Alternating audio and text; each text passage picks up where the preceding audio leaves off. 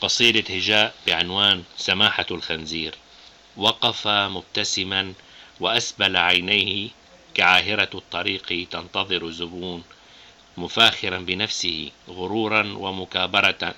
متشدقا بكلمات هز وجنون، مسهبا في التفسير والفتوى، منافق أفاق رخيص وملعون، متصدرا للحدث مفندا للقضايا، متقلب الأهواء وبشخصه مفتون، معتمرا لعمامة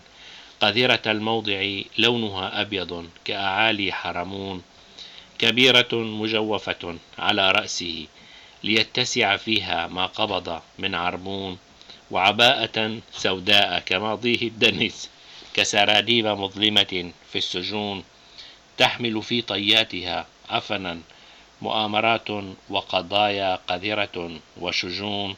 متحدثا عن التبعية ومآثرها، وكبير دورها في النفاق الحنون،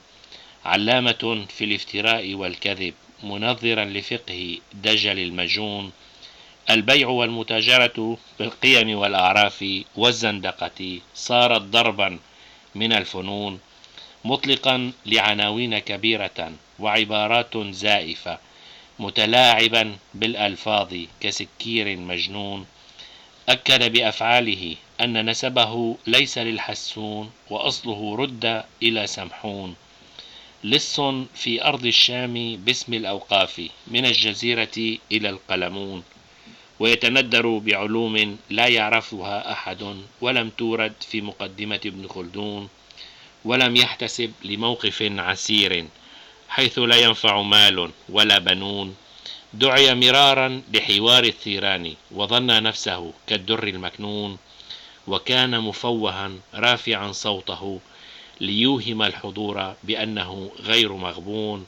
وفي تلك القاعات كان هنالك من يستمع وكان هنالك من يكتبون، ووضع حجز مسبق في تلك الحظيرة لخنزير دعي بأحمد بدر الدين حسون.